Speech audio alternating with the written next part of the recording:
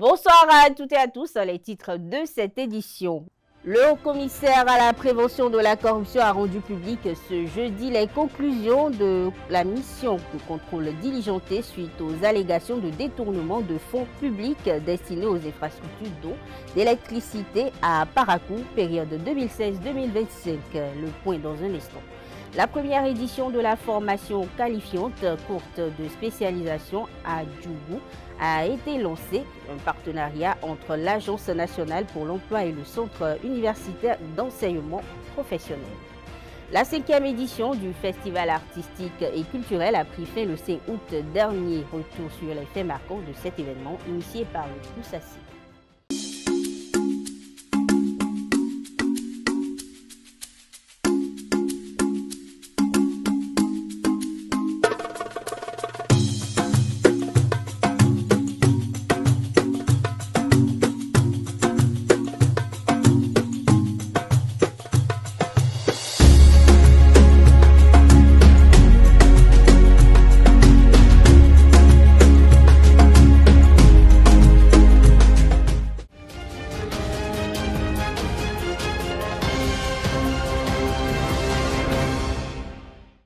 Bonsoir à nouveau. La restitution officielle des conclusions de la mission de vérification du Haut-Commissariat à la prévention de la corruption s'est tenue ce jeudi 7 août sous la coupole du ministère des Affaires étrangères. Cette commission spéciale chargée d'enquêter sur les graves soupçons de malversation au sein du ministère de l'Énergie, de l'Eau et des Mines a rejeté les accusations de l'ancien ministre Paulin Akpona.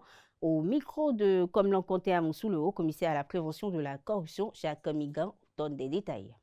Les conclusions de cette mission de vérification sont désormais disponibles. Et je suis heureux de vous annoncer que les allégations de détournement de fonds ont été rejetées par la commission. Aucun élément n'a permis d'établir la moindre preuve de malversation ou de détournement de fonds publics. Les 1,6 milliard de francs CFA investis dans les secteurs de l'eau et de l'énergie électrique de 2016 à 2025, à l'exception des projets financés par le programme MCA Bénin 2, ont été utilisés conformément à leur objectif initial, à savoir l'amélioration des infrastructures essentielles au bénéfice des populations de Parakou. Ainsi, les actions engagées par l'État ont permis de renforcer et de moderniser les infrastructures sur les secteurs eau et énergie électrique entre 2016 et 2025. Le réseau de distribution d'eau potable de Parakou est passé de 445 km à 1141 km de conduite installée, soit plus de 156%.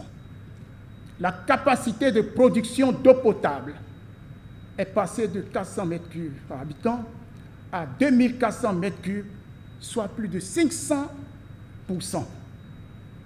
Le nombre d'abonnés à l'eau potable est passé de 16 537 à 28 193, soit plus de 170%.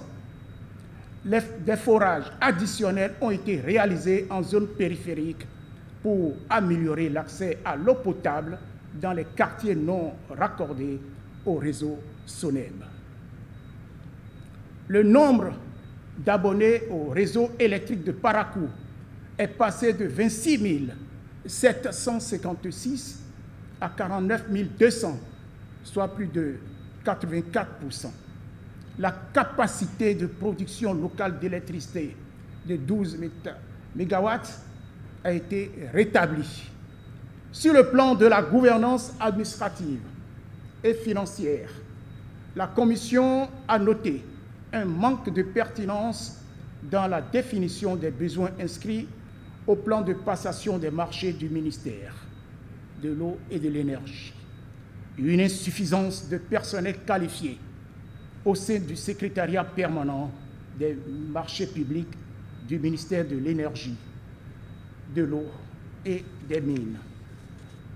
une instabilité récurrente à la fonction de personnes responsables des marchés publics au sein du ministère.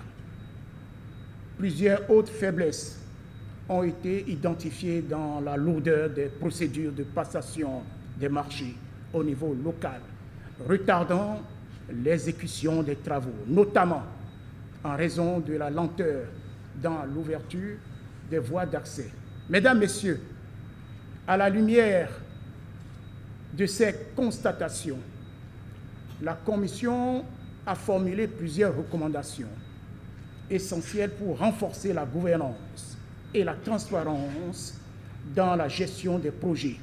Le directeur général des élections a apporté des clarifications lors d'un point de presse mercredi 6 août sur le non-respect du calendrier électoral évoqué par le Parti Les Démocrates, formation politique de l'opposition au Bénin. Boukari Abou-Soulé Adam, après avoir assuré du respect scrupuleux des délais fixés par la loi, a fait une distinction entre le chronogramme technique interne de la Sénat et le calendrier électoral officiel, qui est le seul cadre légal reconnu. Le calendrier officiel encadré par le décret numéro 2020-563 est toujours en cours de finalisation. Sa publication est attendue entre le 11 et le 18 août 2025. Nous restons dans les délais impartis, a-t-il confié. Certains éléments du chronogramme technique, comme la date initiale du retrait des fiches du parrainage prévu pour le 25 juillet 2025, ont été reportés à cette date, aucune nouvelle date n'a encore été officiellement communiquée et les partis politiques sont invités à la patience en attendant la publication officielle du calendrier électoral. Autre information, le Centre universitaire d'enseignement professionnel en partenariat avec l'Agence nationale pour l'emploi ANPE ont procédé au lancement de la première édition de la formation qualifiante courte de spécialisation. C'était à l'Institut universitaire d'enseignement professionnel des métiers de l'agriculture à Djougou, en présence d'autorités politico-administratives. Le récit est signé Francis Fahmi. À l'UIFMA de Djougou. Encourager la reconversion professionnelle des diplômés sans emploi. Le Centre universitaire d'enseignement professionnel CUEP, en partenariat avec l'Agence nationale pour l'emploi ANPE, a lancé le lundi 4 août 2025 à Djougou un programme de formation qualifiante de spécialisation dans les métiers de l'agriculture. Cette formation courte repose sur 3 principes, chers bénéficiaires.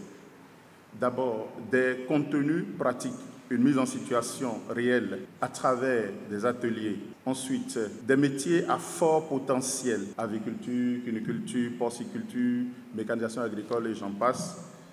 Enfin, une pédagogie de proximité avec des encadreurs expérimentés, des formateurs praticiens et un suivi personnalisé.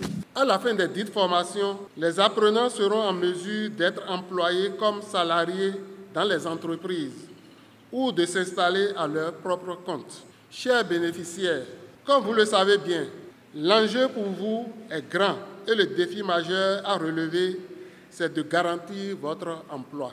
La première cohorte regroupe 50 jeunes à l'Institut universitaire d'enseignement professionnel de Djougou. Pour le ministère de l'Enseignement supérieur et de la Recherche scientifique, cette initiative vient répondre à une problématique nationale.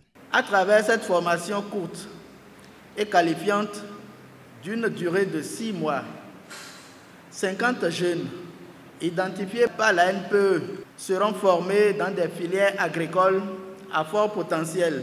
Avec cette initiative, l'horizon s'éclaire enfin pour ces jeunes. Ce programme est une réponse concrète qui dissipe les incertitudes et ouvre des perspectives solides.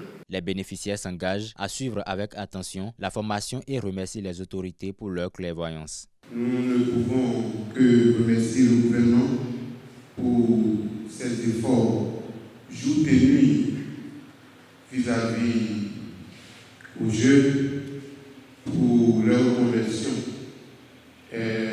Au nom de mes collègues bénéficiaires, nous vous promettons que les efforts que le gouvernement ne cesse de faire à notre endroit par cette première édition de formation ne seront pas À travers ce programme, les deux institutions se proposent d'offrir aux bénéficiaires des notions pratiques liées au métier de l'agriculture. Je voudrais vous rassurer, chers bénéficiaires de ce programme, que vous êtes tombés dans la vraie maison.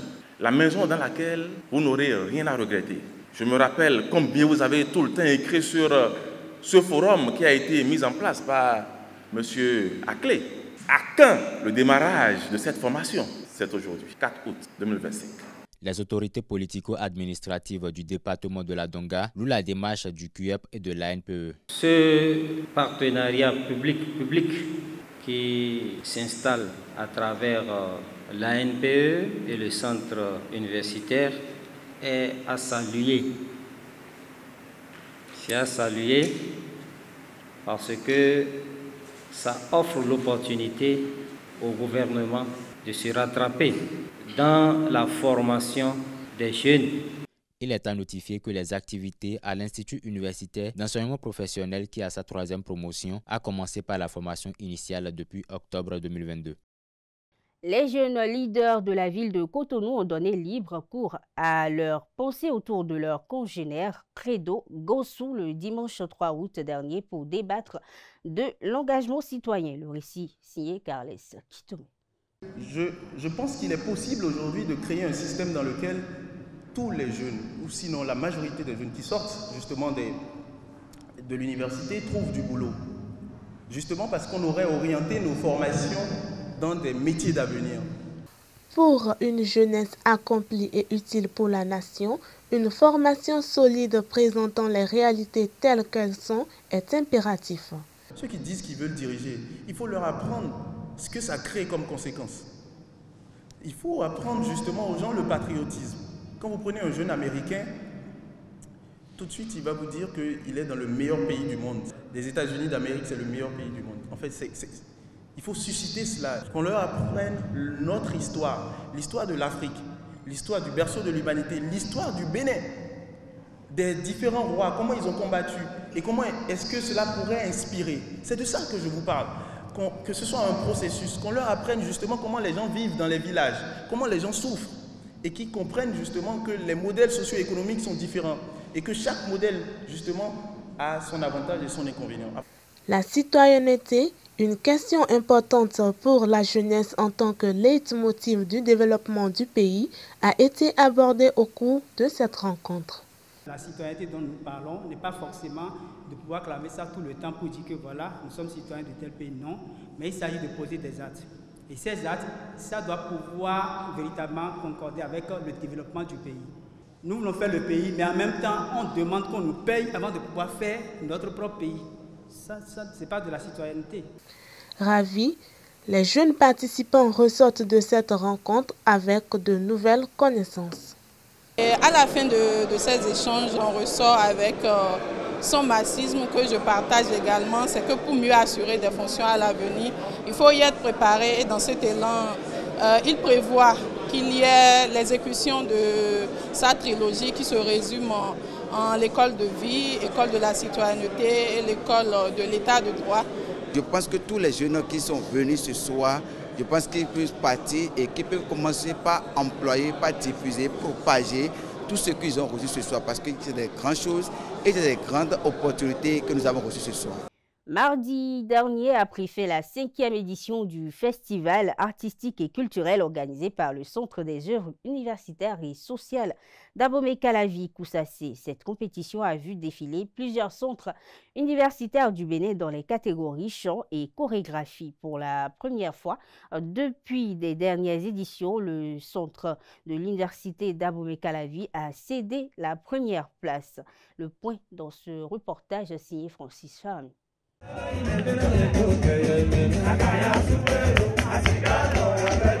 Ainsi s'achève la 5e édition du festival artistique et culturel du Centre des œuvres universitaires et sociales d'Abomey-Calavi Koussassi. Comme lors des années antérieures, les centres universitaires sous la coupole du Koussassi ont révélé leur talent au travers de plusieurs tableaux au cours de l'édition 2025 sur le campus d'Abomey-Calavi. Nous avons réorganisé le festival pour qu'il soit plus attractif pour permettre également une meilleure performance de nos étudiants qui sont sur les centres universitaires.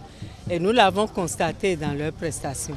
Depuis la première édition jusqu'à la 5e, c'est la première fois, par exemple, que Abomey Calavi n'a pas la première place. Donc, cela prouve que les autres étudiants ont travaillé, ont pris exemple sur leurs aînés et ont voulu également aller de l'avant. À l'issue des différentes épreuves, Keto remporte le premier prix. Le secret, c'est le travail.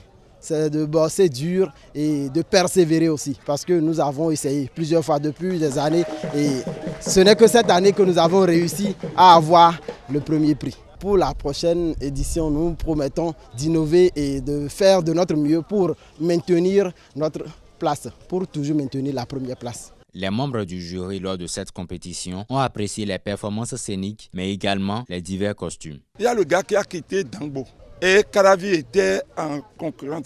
Regarde le gars là qui monte seul, homme orchestre.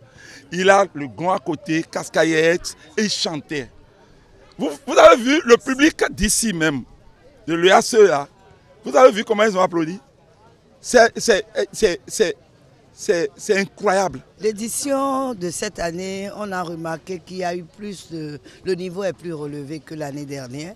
J'ai remarqué que les universités à l'interne se sont vraiment préparées pour ce challenge. Ils voulaient coûte que coûte en découdre avec tous les autres. Ils étaient venus pour gagner, tous autant qu'ils sont. Donc il y avait la rage de gagner. Donc ils se sont vraiment battus tous autant qu'ils sont. 16 centres universitaires ont concouru pour cette édition dans 2 catégories, à savoir la chorégraphie et le chant. Pour le COUS AC, ce nombre constitue une avancée remarquable. Dites-vous que la bataille a été très rude parce que dans les 2 catégories, nous avons eu des ex-aequo et il a fallu les départager avec un 3e tour.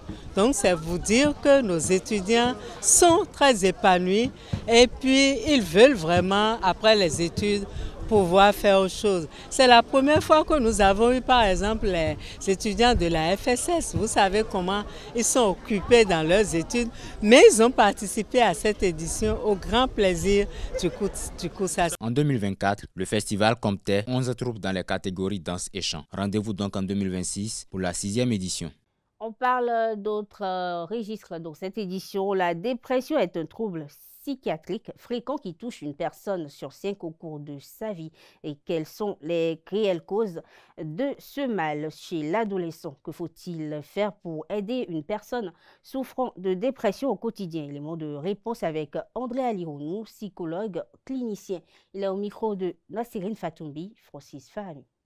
La dépression est sur le plan psychologique, pour ne pas dire psychosocial, c'est une affection psychopathologique qui est l'une des plus courantes et qui se traduit par, pour ne pas dire qui est caractérisée par une humeur triste, une profonde tristesse au niveau de l'individu et qui est causée pour la plupart du temps par tout ce qui entoure l'individu.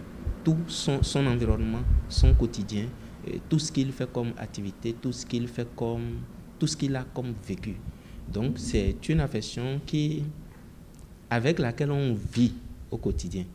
Pour retenir simple, c'est une profonde tristesse, une humeur triste et qui plombe un individu, qui lui enlève la joie de vivre. Selon les recherches de l'OMS, une personne sur 2 au monde vit avec la dépression. Et tous ceux qui, une fois, ont fait la dépression sont susceptibles de rechuter. Mais la dépression, ceci, c'est que c'est la seule maladie psychiatrique qui se guérit totalement. Donc, c'est encore bon. Mais nous tous, nous sommes dépressifs. Et le dépressif, il est facile à reconnaître. Vous allez voir quelqu'un qui avait l'habitude, qui avait la joie de vivre. Quand il est dépressif, tout de suite, il devient très triste. Il n'a plus envie de sortir ses dents, il ne sourit plus à personne. Donc, une humeur triste qui se manifeste directement. Vous allez voir quelqu'un, quand il est dépressif, il a du mal à dormir. On parle d'insomnie, les troubles du sommeil. Soit il va avoir du mal à dormir, parce qu'il a peur de ne pas pouvoir se réveiller, vu la charge émotionnelle de stress ou d'angoisse qu'il a, ou il dort beaucoup. Il n'a pas envie, dès qu'il dort, il n'a pas envie de sortir du lit, l'hypersomnie, parce qu'il a peur de se réveiller, d'aller rencontrer encore les problèmes. Ou bien, c'est dans la nourriture, le comportement alimentaire. Il va du coup devenir très boulimique. Tout ce qui passe sous ses yeux, il va se gaffer de cela. Ou d'autres, ils vont s'imposer un certain régime sans prescription et ils vont maigrir de façon très drastique. Ils ne vont pas avoir l'appétit, en fait, c'est la maladie qui fait ça, perte d'appétit total. Ou encore, quelqu'un qui avait l'habitude d'être très brillant, il va plus être productif. Sur le plan professionnel, par exemple, ce qu'il faisait aisément, il va mettre du temps à trouver des idées qui ne vont jamais venir, manque d'inspiration, ou mieux, il va connaître ce qu'on appelle un ralentissement psychosocial, et psycho-émotionnel ou psychologique tout simplement.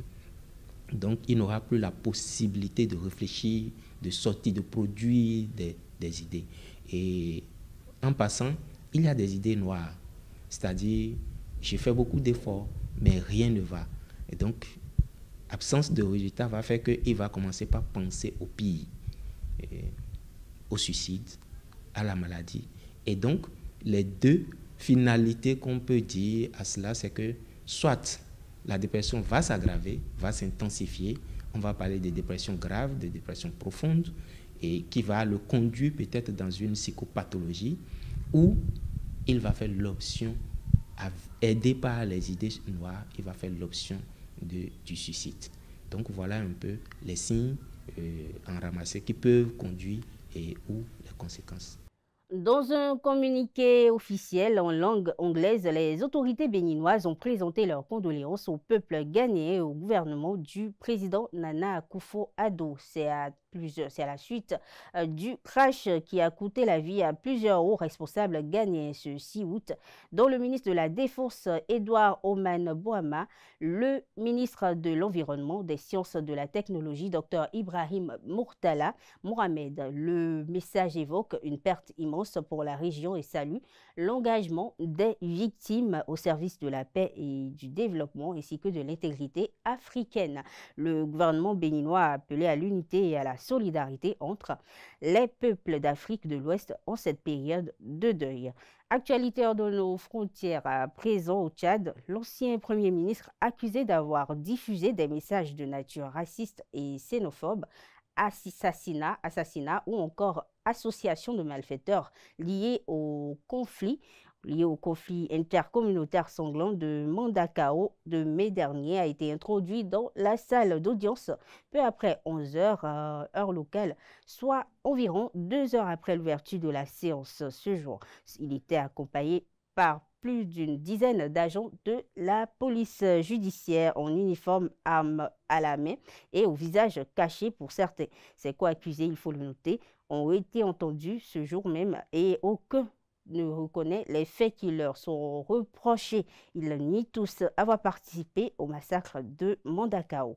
Autre information hors de nos frontières, le chef de l'armée israélienne, Eyal Zamir, a déclaré ce jeudi qu'il continuera de s'exprimer sans crainte et de façon professionnelle, selon un communiqué de l'armée quelques heures avant une réunion décisive sur la poursuite de la guerre à Gaza. La presse israélienne se fait écho depuis plusieurs jours de réserve, voire de l'opposition au plan présumé du gouvernement pour la suite des opérations à Gaza. On parle sport dans cette édition. La spécialisation en journalisme sportif constitue un chantier majeur pour le réseau des journalistes de sport au Bénin. Le mois dernier, cette association de presse sportive béninoise, en partenariat avec la Fédération béninoise de volleyball, a outillé une trentaine de professionnels sur les éléments de langage de la discipline. Le reportage est signé Larius Adjagueno, Quentin Comlan à Moussou. Il y a 5 joueurs sur le terrain. Au final, il y a 3 joueurs. Pour une meilleure couverture des compétitions de volley-ball, les journalistes reporters sportifs béninois s'approprient le jargon de la discipline lors d'un séminaire de formation organisé par le réseau des journalistes de sport au Bénin en collaboration avec la fédération le vendredi 18 juillet 2025 à Cotonou. Tout un engouement autour de cette discipline qui fait partie des disciplines les plus prisées. Et là, actuellement, tout se passe bien avec le président de cette fédération qui offre cette opportunité aux hommes de médias. Je pense que c'est à son honneur, à l'honneur bien sûr de toute la famille du volleyball. Et au niveau du réseau des journalistes de sport, nous nous réjouissons vraiment de cette disponibilité de la fédération à nous accompagner dans ce défi, allais-je dire, de pouvoir outiller les hommes de médias parce que nous avons soif de ça. Et ces choses faites, ça va se poursuivre dans les semaines à venir. Cette session de formation constitue un levier pour la vulgarisation du volleyball au Bénin. Le comité exécutif de la fédération s'en réjouit. Il est opportun de vous renforcer, il est opportun de vous donner les armes, les outils nécessaires pour bien couvrir nos activités. Alors vous devez comprendre alors que ce n'est pas vous qui devez remercier la fédération, mais plutôt que c'est la fédération vraiment qui doit pouvoir vous remercier pour votre disponibilité à vouloir apprendre plus. Et c'est comme pour nous dire, nous sommes en train de vous aider à vous aider très prochainement. Des règles de jeu au thème technique, en passant par les variantes de la discipline, les experts de la Fédération béninoise de volleyball ont allié théorie à la pratique pour mieux outiller la trentaine de reporters sportifs. On a parlé de la touche, de la manchette, de la réception, du service, de l'attaque, du lob, de la feinte, de la défense et l'ensemble des techniques et de la tactique aussi utilisée par certains joueurs pour pouvoir aller au bout d'un match de volleyball pour gagner franchement l'adversaire. Pour commenter ou pour faire une publication sur un match de volleyball aujourd'hui, je suis persuadé que mes jeunes confrères ont quand même acquis beaucoup parce qu'il faut continuer par leur apprendre ça tous les jours pour qu'ensemble on puisse comprendre et avoir une mainmise sur le volleyball. Les participants vont désormais mieux assurer leur mission d'information sur les compétitions de volleyball. C'est utile d'avoir le vocabulaire nécessaire, c'est utile d'être vraiment imprégné de ce qui se passe et c'est à travers ce genre de formation qu'on peut vraiment appréhender chaque discipline. Donc, je salue le réseau d'ailleurs qui a eu cette idée et aujourd'hui je dois saluer la fédération de volley qui a pris spontanément cette idée et donc nous voici pour désormais parler du volley autrement. Actuellement, je suis bien aguerri pour aborder les matchs de volleyball, les rencontres de volleyball. Désormais, on va utiliser les technologies, les thèmes techniques, ce qu'il faut. On ne va plus rester là à parler de but au volley alors qu'on n'est pas en football ici. Donc je crois que c'est une formation qui nous permet de nous améliorer. À travers ce séminaire de formation, le réseau des journalistes de sport au Bénin, RJSB, joue une fois encore sa partition dans la spécialisation en journalisme sportif. En marge de ce séminaire de formation, le réseau des journalistes de sport au Bénin et la Fédération béninoise de volleyball ont signé un protocole d'accord en vue de la promotion de la discipline dans les médias. Plus de précisions avec Lario Sadiagueno, Quentin Amoussou. Une poignée de main pour la promotion du volleyball au Bénin. À travers cet acte solennel, le réseau des journalistes de sport au Bénin RJSB et la Fédération béninoise de volleyball s'engagent dans un partenariat pour la vulgarisation de la discipline dans les médias. Pour les 3 prochaines années, il s'agira, en tout cas de notre part, d'offrir régulièrement de la formation aux différents journalistes que vous êtes, afin de vous aider à nous aider. Il y a quelques semaines de cela, la Confédération africaine de volley a eu à poser un pareil acte avec la EPS sur le plan africain. Donc il était question qu'au niveau des fédérations nationales, que nous puissions dupliquer et cette initiative-là afin que le plus largement possible nos événements soient relayés. Encore une fois, merci à vous, à travers le président Sagou, toute la presse sportive du Bénin, et vraiment vivement que cette coopération dure le plus longtemps possible. La famille du volleyball béninois peut se rassurer. Le RGSB va dans une synergie d'action avec tous les professionnels de la presse sportive béninoise travailler pour le rayonnement de la discipline. C'est une lourde tâche qui nous est confiée, je l'ai dit. Elle va être exécutée avec toute la famille des médias sur le plan sportif. Donc, je voudrais rassurer le président. Tout va bien se passer, il n'y aura pas de quoi. Nous devons réussir cette mission de pouvoir répondre vraiment favorablement aux attentes de la Fédération béninoise de volleyball à travers son président. Nous allons arriver à bon port après ces 3 ans afin qu'au moment de l'évaluation, que chaque partie soit satisfaite et qu'on puisse reconduire l'initiative. Le séminaire de formation sur le jargon du volleyball du vendredi 18 juillet 2025, jour de la signature du partenariat, lance la nouvelle dynamique entre le RGSB et la fédération.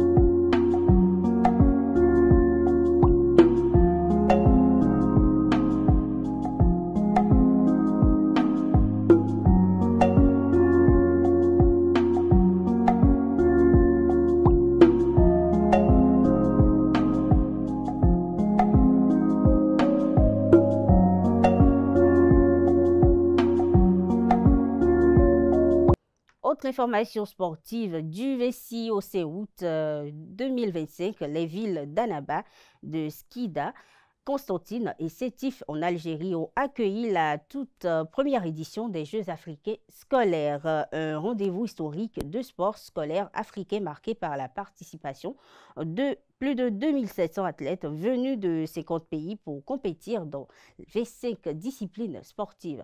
Le Bénin présent également présent à ce rendez-vous continental a remporté 5 médailles dans 8 disciplines. Cette performance de la sélection béninoise témoigne de la montée en puissance du sport scolaire béninois rendu possible grâce au projet Classe sportive initié par le gouvernement du président Talon lors de la conférence de presse de clôture. Il faut noter que le président de l'association des comités nationaux olympiques d'Afrique ACNOA, Moustapha Beraf, a salué la prestation du Bénin et a adressé ses félicitations aux autorités ayant contribué à cette réussite. Mesdames, Messieurs, nous sommes à la fin de cette édition. Merci de l'avoir suivi. Très bonne soirée à toutes et à tous.